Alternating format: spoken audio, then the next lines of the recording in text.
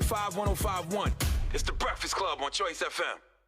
Welcome back to the show. Tuesday at the sort of top of the 506 on the People Station, Choice FM 92.1. I am your host, Tolupe Omokay, but you can call me Tolupe for short. And we're going to kick off the show today talking about a few different things. I know I kind of came in like a wrecking ball, you know what I'm saying? And I want to let you all take a step back to let y'all get to know me, let y'all get to know a player, you know what I'm saying? So we're going to have a little Tolu Talk, you know what I mean? Just telling you about myself. And then we're going to jump into a couple cultural topics like the WNBA, the superstars Angel Reese and Caitlin Clark, and the rivalry they're in, and the incident that happened at the Chicago Sky game, and what you all think about it, and what you all think about Caitlin Clark and Angel Reese and the WNBA as a whole. Are you watching the games? Are you getting in tune? I know I am. These ladies are physical. I also want to read you an excerpt because we're going to have a little book club moment, because no matter where you are, where you're listening from, knowing about housing rights, knowing about policies and the historical nature that they've been used for or against you, and how we as citizens of this country must stand up and use those same things to make sure that we're fighting for equity is important. So I will be reading to you from this book. It's called The Color of Law, written by Richard Rothstein. It is a great book. It is a great resource. It's often cited as a forefront runner of information. It is forgotten history of how our government segregated America. It is a powerful and disturbing history of residential segregation in America, while the road forward is far from clear, there's no better history of this troubled journey, and that is from the New York Times book review. So I want to read a couple excerpts of this book to you, because if you remember the last couple shows, we talked about some different choices and decisions that City Council may be making, including adding more districts and what that may mean for you, us, me, and the we of it all. And then we're going to also talk about this book here. You're going to see me flash this a few times. This is the book that my organization, and you'll learn more about that in my Tolupe Talk, and my Tolu Talk, Evolve Mentoring. We have a book club called the James Baldwin Book Club, where we work with middle and high schoolers, mostly young boys, black and brown. We have a couple girls in there. But we work with them on literacy, helping them learn how to read, or learning to love reading, and introducing them to the literary industry and what other careers they are other than being an author. Excuse me, I'm a little tongue-tied today. Other than being an author.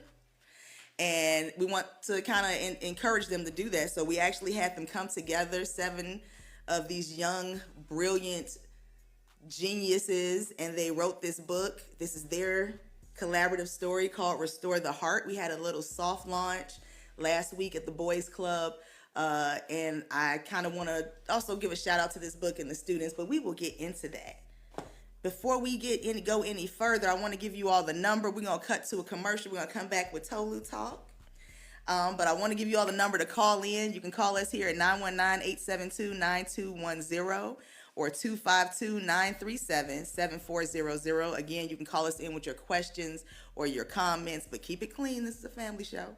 At 919-872-9210 or 252-937-7400. Once again, it's Tolupe on the People Station, Choice FM 92.1, and we'll be right back. Choice.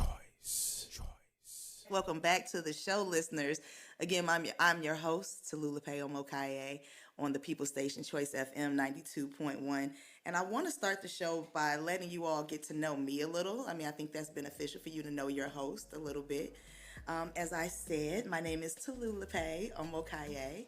I am originally from Chicago, Illinois. My father is Nigerian. My mother is Black American, and that also includes Native American. And they met in college. It was a storied romance so that I can be brought here.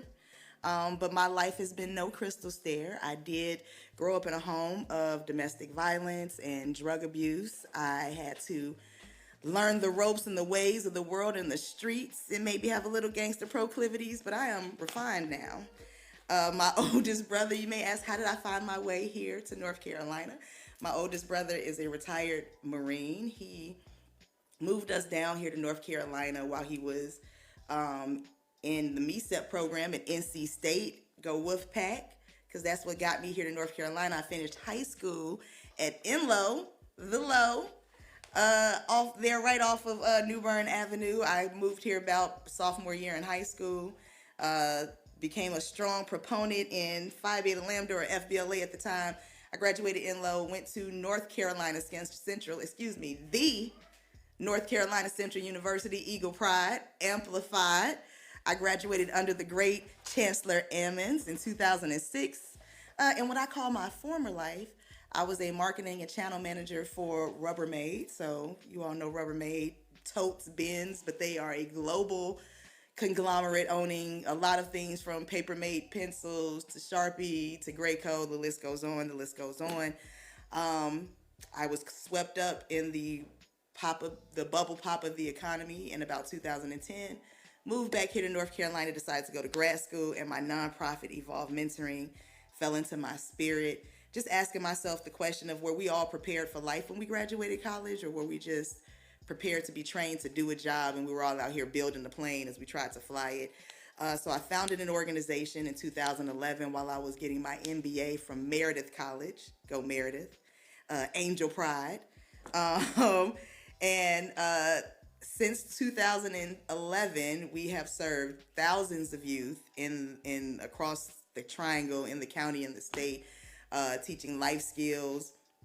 I answered the call to the My Brother's Keeper initiative in 2018, 17, 18, and brought that here to Wake County. So we, as Evolve, leads President Barack Obama's My Brother's Keeper initiative that he started in 2014 after the death of Trayvon Martin, to try to help close the achievement gap for youth and young adults of color. Here under my lead, we do not leave any young person behind, so I call it My Brother and Sister's Keeper.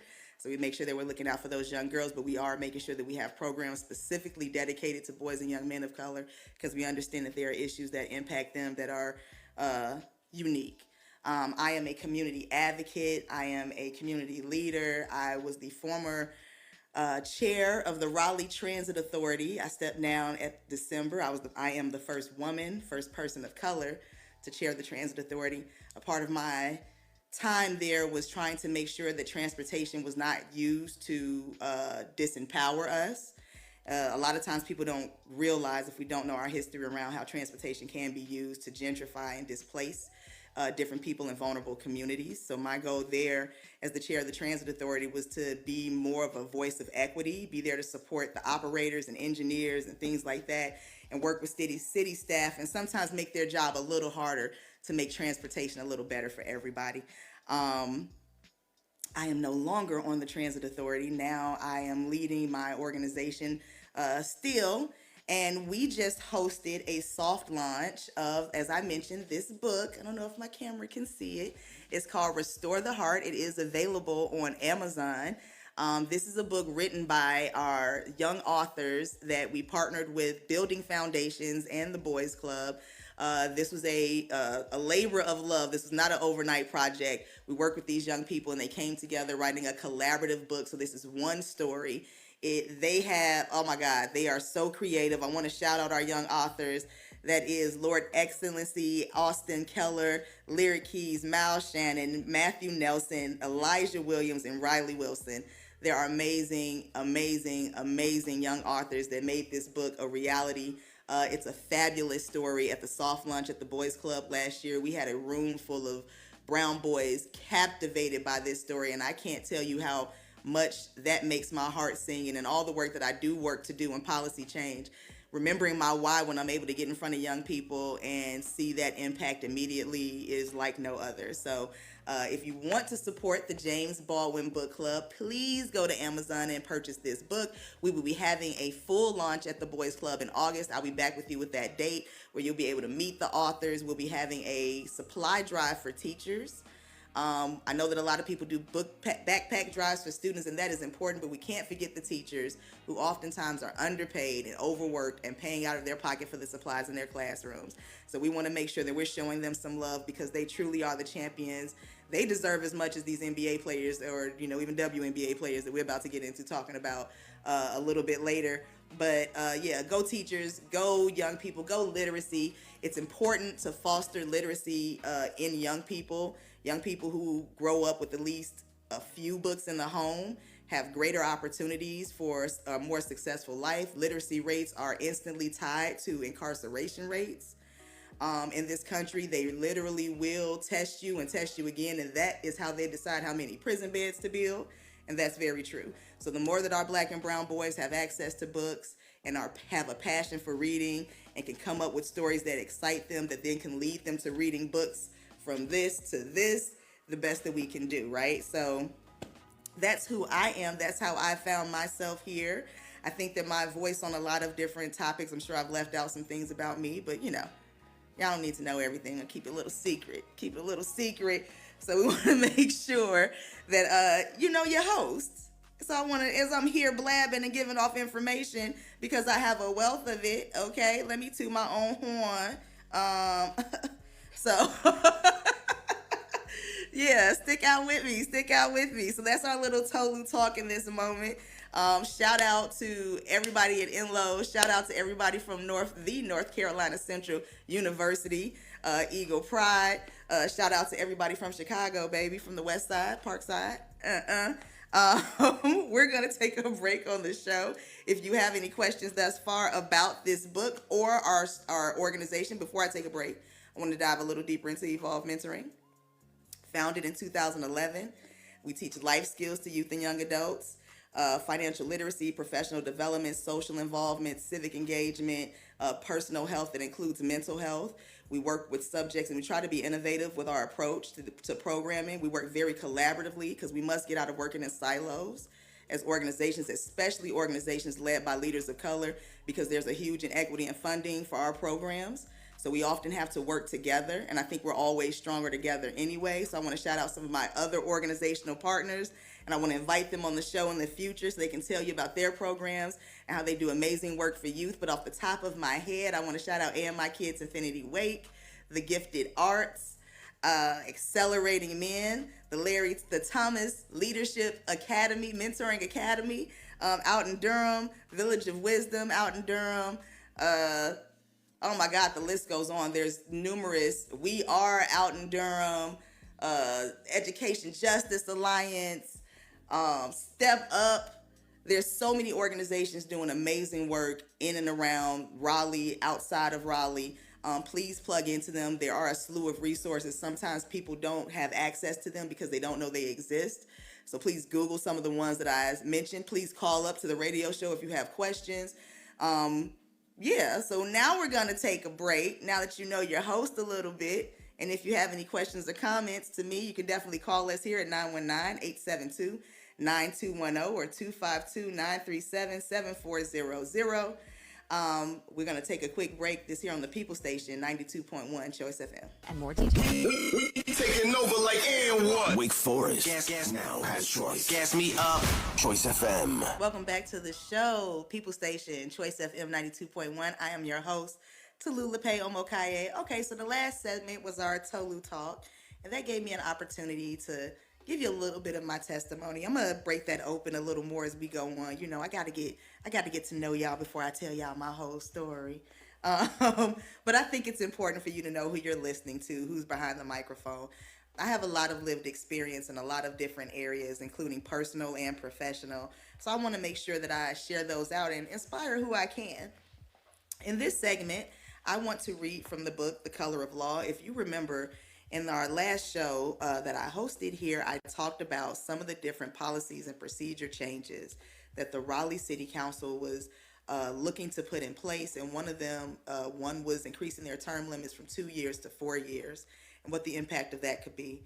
One was staggered elections, meaning half of them would be up one election and we would still be voting every 2 years, but in a staggered manner so that those who are elected have 4 years each, and what the implications of that could be. And then I also talked about the intention to add more districts to Raleigh, and what the implications of that could be. And I mentioned gerrymandering, and I want to give you a quick literal definition of gerrymandering. One moment while I pull that up for you. Before I do that, while I'm getting it pulled up, Oh no, I lost my page. Technical difficulties. Bear with me. Bear with me here. We still inaugural with this thing. Come on, come on. I'm your cousin. I'm your cousin. All right, I like to give the literal definition of words when I use them because to me it's a form of level setting. Sometimes people can use different words and they mean different things. Like what I mean when I say community and what you mean when you say community might be two different definitions of community because those are personal definitions, but we can never get away from the literal definition, the denotative meaning. So gerrymandering, to gerrymander is to manipulate the boundaries of an electoral constituency so as to favor one party or class. Okay, the active result by manipulating the boundaries of an electoral constituency. And what that means is for us, for people of color, for sometimes people in vulnerable communities, what that can mean is that you will be drawn into your map in a way that will hinder your ability to vote. Okay, I'm sorry. Here's the things in the background here that's throwing me off. They can hinder your ability to vote or how powerful your voice is in that election, right? You often hear about people being very creative as they draw these lines for districts. Often that means carving out districts of color or districts of lower income and separating them from people in the same area who may be a different race or a higher income, which means that those people that are of color or lower income, when they vote, their vote won't necessarily be a vote for everyone. So if you have one area, let's call it District C, and that district gets separated through gerrymandering, right? And they're saying expanding districts, and they cut that district in half. They could easily carve out what could be considered the undesirable population from that district, meaning that instead of everybody voting together and your votes linking up with the votes on the people across the street who may live in homes that are more expensive than yours, it means that those people whose homes are more expensive than yours will have their own vote. And that means that leaves your vote separate, which makes your vote a little minimal. Does that make sense? Okay, good. I know you can get it. So, joining me here in this book, The Color of Law, it talks about how policies and procedures, like I said, the forgotten history of how our government separated America. And this talks about how different legal policies and procedures were used, or even how they were created that are still in existence or used today. They can definitely be used to disenfranchise different groups of people. And often those people are Black and brown. So in the first chapter, it goes, from 1940 to 1945, the influx of war workers, which were people who, as World War I started, World War II started, were brought in to build ammunitions and things like that would go out to war, build the bombs, build the planes, things like that. They were called war workers. So from 1940 to 1945, the influx of war workers resulted in Richmond's population exploding from 24,000 to more than 100,000. Richmond's Black population soared from 270 to 14,000. Like Frank Stevenson, the typical African American settling in Richmond had a 7th grade education, which made these migrants an elite. Their educational attainment was greater than that of the African Americans in the southern states they left behind. With such rapid population growth, housing could not be put up quick enough. The federal government stepped in with public housing. It was officially and explicitly segregated, located along railroad tracks and close to the shipbuilding area. Federally financed housing for African Americans in Richmond were poorly constructed and intended to be temporary. For white defense workers, also hear how that says defense workers, not war workers. For white defense workers, government housing was built further inland, closer to the white residential areas, and some of it was sturdily constructed and permanent. Because Richmond had been overwhelmingly white before the war, the federal government's decision to segregate public housing established segregated living quarters that persist to this day. Richmond Police, as well as Housing Authority, pressed the city recreation department to forbid integrated activities. So where projects for whites and projects for blacks are shared recreational and sports facilities, the authority designs special hours for African American use. The authority maintains separate social programs for whites and blacks. Boys and Girl Scout troops, movie screenings, for example. A policy of segregation was adopted explaining the authority's director for the purpose of keeping social harmony or balance in the whole community. Another housing authority official insisted that Negroes from the South would rather be by themselves. 20 projects with 24,000 units for both races built in Richmond during this period barely met the need. For white workers, the federal government created a war guest program in which it leased separate rooms from Richmond's white families so workers could move in as tenants. The government also issued low-interest loans for white homeowners to remodel and subdivide their residences. Consistent with this policy, the federal government recruited one of the nation's leading mass production developers, David Bowerman, to create Rolling Wood, a new Richmond suburb. Federal officials approved bank loans to finance construction, requiring that none of the Rolling Wood's 700 homes be sold to an African American. The government also specified that each Rolling Wood property must have an extra bedroom with a separate interest to accommodate the white war workers. I want to read this part too. Although African Americans with fewer private options were more dependent on public housing than whites, the Richmond Housing Authority segregated projects did less to alleviate the housing shortage for African Americans than for white families. Not surprisingly, units for African Americans included many doubled up families and illegal sublets. By 1947, the Richmond's black population had increased to 26,000, half still living in temporary housing, as the government financed whites had abandoned those apartments for permanent homes in the suburbs like Rolling Woods. What this is saying, ladies and gentlemen, and that is from, again, The Color of Law by Richard Rothstein. What this is explaining is basically how the rise of public housing happened. That it originally started by people who were coming together from the South, coming up to Richmond to help build bombs and planes for World War II.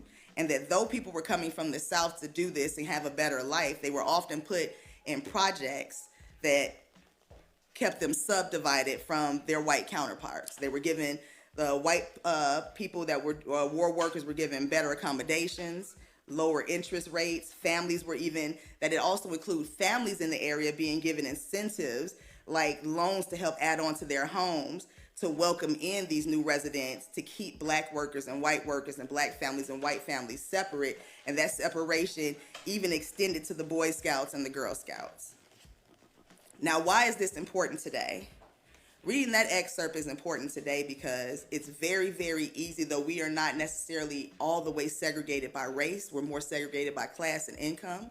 At this point, there still are pockets of this country in each of our areas, be it metropolitan or rural, that are separated that way. Like I said, I am originally from Chicago, and Chicago is one of the most residentially segregated cities even to this day. What that leads us to is having people being put in positions to make decisions for people who are African American or low income, who don't have access to those roles, who then write policies that then further subjugates them. And by subjugates, I mean further oppress them. Does that make sense? So why does that matter to you? That should matter to you when I'm talking about adding new districts, in District C, Southeast Raleigh, being called South Raleigh and East Raleigh, because we already see how the income level is raising in District C because a lot of people are moving in. Raleigh is on the national news for gentrification. Gentrification is what we're talking about, how this leads to that. Raleigh's on the national news for gentrification. That means that more and more people of a lower income, and often those people being black and brown people, are being displaced for more wealthier residents to move into the area. Those wealthier residents moving into the area are building more valuable homes next to homes that say are worth 100-something, 90,000, have not gotten loans from the city to revitalize their curb appeal or build onto their homes, but instead this larger home is being built next to it, and that larger home being built next to it is now rising the value of this home, meaning that older person or family that lives in that home that's on a fixed income will have a harder time maintaining that residence. So then they either become completely displaced, meaning they have to move out of the, meaning they have to move out the home and be homeless, meaning that they'll move into hotels, which you see a lot of, or meaning or like I said, homeless in the woods, or meaning they have to live with families or different things of that nature. That's why this should matter to you. And that means that if District C is cut into 2 districts, if you are an older resident that's been here over 5 or 6 years, that is a legacy resident who doesn't make a lot of money, and you live on one side of town that hasn't had gentrification hit it yet, but when you vote, your vote can mix and make a difference across the district, right? Then I'm trying to think of the best way to explain this. I want to explain this to where anybody can understand it, right?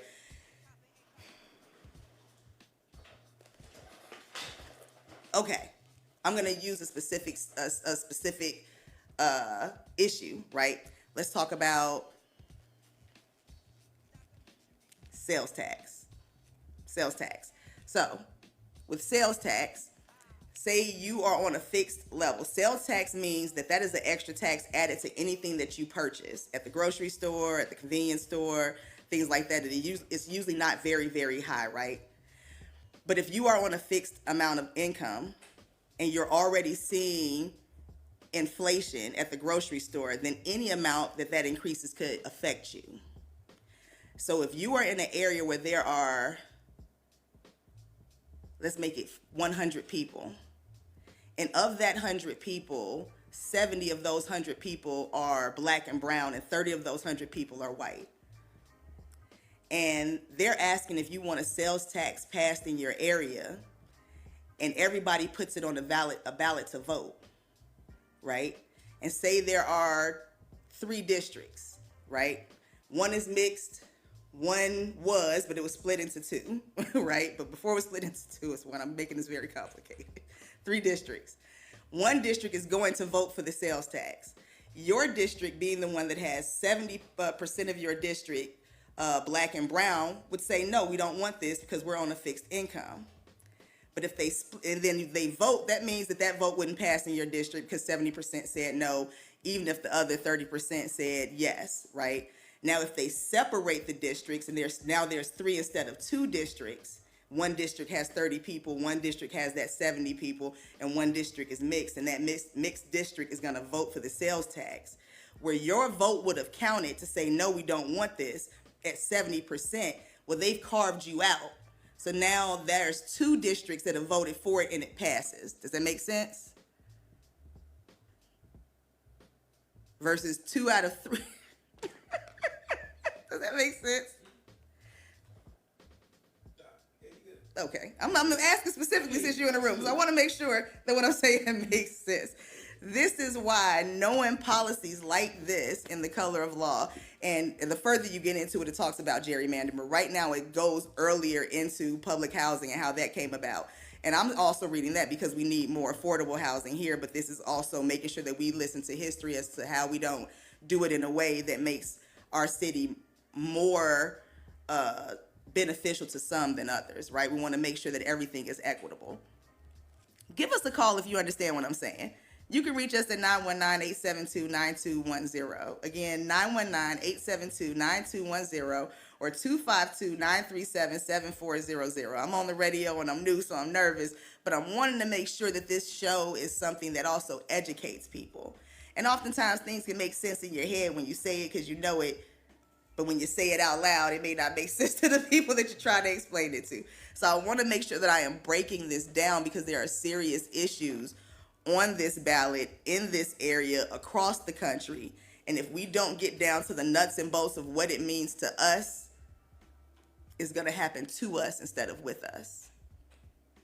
All right, we're going to go to break. But again, if you have any questions or comments, Call us at 919-872-9210 or 252-937-7400. If it is confusing, I will break it down even further. You can call and teach me something. It's the People Station, 92.1. I'm your host, Tolupe Omokay, and we'll be right back. And I'm pulling up on you. Hey, Charlamagne the God here, Smithfield, Wake Forest. Hit us up mornings at 1-800-585-1051. It's the Breakfast Club on Choice FM. Welcome back. It's Tolupe Omokay for the People Station, Choice FM 92.1. Thank you for listening to my story time. That's something I want to integrate into this show consistently. My hope with that is that these are really, really, really important subjects and topics that we're dealing with today, right? From housing to food insecurity to education to transportation. And I want to make sure that we all understand the historical significance of either the decisions that are being made for us, with us, or for us without us. And as much as I can maybe know it in my head and I'm explaining it, I also don't want to be too highbrow in my explanation of these situations, because the people that it impacts more harshly are the people that don't understand the highbrow explanation of the situation. So I want to make sure that I am breaking this down so that as I'm explaining or bringing up other topics that are happening locally, state, nationally, that maybe my listeners can start to really understand how these things are impacting them, and hopefully they can make you a little more engaged and want to drive and go to the ballot box and cast your vote, or go to the city council or county commissioner meeting and make your voice heard, or write a letter to the governor and let them know how you feel, and make sure that you're expressing your points and that these things are not just happening to you. Because if you don't have an agenda or you don't have a plan or goals for what you want for your household or your community, that means that you are subject to anything. Does that make sense? All right, I know it do. Can you dig it? Okay, good. And I just want to make sure that the people on Facebook, as you're looking at me, don't adjust your screens. It's just the glow on me, baby. It's just the glow on me, baby. You see it, you get used to it. It's okay. So let's shake off the heavy talk.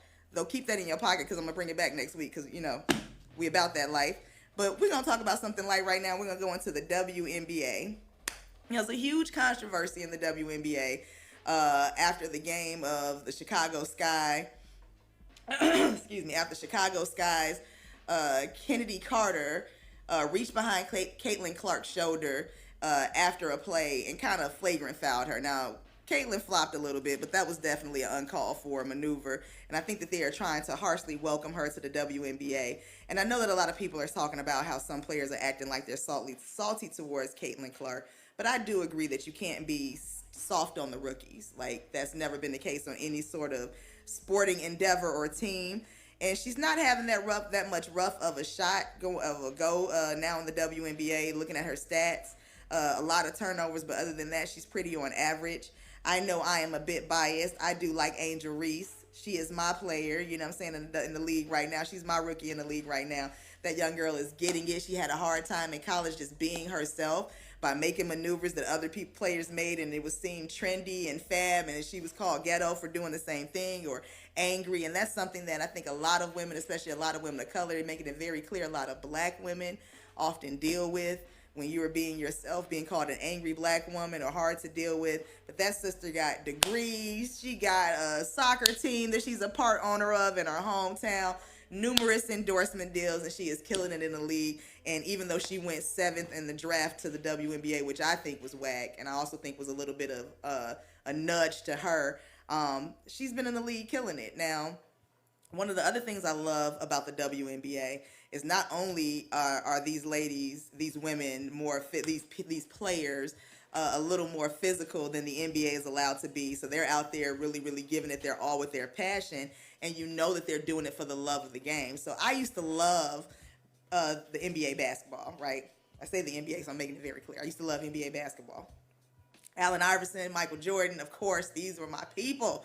And the Chicago Bulls was my team. And I can tell you when my love of the NBA started to shift. It was in, 96 or 7 when they had a lockout? Was that the 97 lockout? Because they did it twice, but I think it was the first one. And 97. It was for the players, 97. It was for the players wanted more money. And I don't think that the players shouldn't have more money, but I do believe that sometimes too much money can corrupt. and you start to see players playing for money or championships or accolades more than the love of the game, which is why I think that while we have great players in the league right now, nobody's out there like MJ. I'm sorry, I just gotta say it. I'm biased. You know what I'm saying? I mean, I don't care if you look at me like that. I know y'all don't want to hear about it. I don't want to hear about that name. I don't want to hear about that name. MJ, Michael Jordan, the GOAT, the THEE GOAT, okay? And Allen Iverson, the answer. You know what I'm saying? You have all the players that came out in that time frame. If you Sean Kemp to Gary Payton to run the list, the Boston Celtics list, Larry Bird. I mean, obviously that's way before, but they were physical because they had a passion for the game. They wanted to win. They were competitors. It really wasn't about money. It wasn't about trading teams to put together super teams so that you can win a championship. You know what I'm saying? If you got to cheat to beat, then you ain't eat. You know what I'm saying? But, you know, that's just my opinion. That's just my opinion. My producer here is gagging, but it's the truth. You know what I'm saying? It's the truth. I just got to be honest with you. So, shout out to all the ladies of the WNBA. I do not envy Caitlin Clark one bit because she is carrying a full mantle that they put on her shoulders before she got out of college to elevate the game for the WNBA. I really think this whole freshman class is elevating the game, and I hate for her that all of this is being placed on her shoulders because while maybe Angel Reese and other players can, and Cardoza and all of them can have a good time in the league, it seems like she cannot because she's going to be tested by the players, she's going to be tested by the fans, and if she doesn't show up, it's going to hang heavy on her because that's the mantle we're putting on her instead of letting her be a great player that comes in the league and hopefully is great, right? We don't want her to choke. We saw that with Harold Miner, you know, for the young Thundercats. They called him Baby Jordan. And he did not show up to be that. So sometimes it is hard when you put a mantle on someone for them to show up and do their thing because of not that they don't have the skill to do it, but just because of the scrutiny of the position that we're putting them in. So shout out to Angel Reese. Shout out to Caitlin Clark. I hope you kill it and continue to do well in this league. I hope that your rough start smooths out. And that any salty players, if there are some, which there probably are, because if you ain't got no haters, you ain't popping. And she definitely popping. So if there are any salty players, that they, you know, sweeten up a bit. You know what I'm talking about? So give us a call. What do you think about Angel Reese? What do you think about Caitlin Clark? Are you a fan? I don't think you have to be a fan of one versus the other. If you love the game, then you love great players. And if they're showing up to be that, then you love that too. And you might love a little bit of the drama in the game also. You know, give us a call. Let us know your questions or comments. 919-872-9210 or 252-937-7400. And we're going to wrap up, but before we go, I'm going to ask my producer, what you think about Caitlin Clark and Angel Reese? Well. Caitlin Clark and Angel Reese, in my opinion, are doing what had to be done for the WNBA. You think about it, we have bright spots that'll just pop up here and there. Of course, the Skylers of the league. Forgive me. Oh, my Lord, have mercy. Cynthia Cooper. Yes, Cheryl indeed. Swoops. Come on now. Give me some other. Come on. It was just like, it was few and far in between, right? Yeah. But now we're at a point to where the talent it's here, and we need that. So the notoriety that they're getting, the exposure that they're getting is necessary. I don't like that the media is definitely doing what the media does and creating its own narrative. But if you want that kind of notoriety and that exposure, which the WNBA is looking for, that's what comes along with it. You're going to get the people who didn't used to watch the WNBA, who didn't know that it's always been physical like this, who didn't know that they always been throwing bows at all times. For real, we don't know. We didn't see it before. Nobody was paying attention. But now that we're here and we're watching, oh yeah, you're going to get all these talkings, all these jokes, the whole nine. That's just what comes with the territory. That's fair. But we appreciate the ladies for going ahead and putting on. Shout out to Angel Reese. Shout out to Caitlin Clark. I don't have a horse in this race at all, but I'm just really hoping that the WNBA continues to keep on growing. R.I.P. Kobe. R.I.P. Kobe. Because I truly do love. I enjoyed watching the college playoffs. I actually watched the women's games and didn't even bother watching the men's. To be honest with you, I was just hoping that the men would win and kind of match it up. But shout out to you all, ladies. Shout out to all the athletes out there in the WNBA, the NBA. If you play lacrosse, if you play golf, you know what I'm saying? Shout out to you too. Shout out to, I think that's all my shout outs. Shout out to me for doing this, and shout out to you for listening. So I'll see you next week, Tuesday, right here at the top of the 5, Choice FM 92.1, the People Station. And come back to me with your host, Tolupe. Now I'm going to let Burna Boy sing us out. WRSV, Elm City. Turn up. Choice.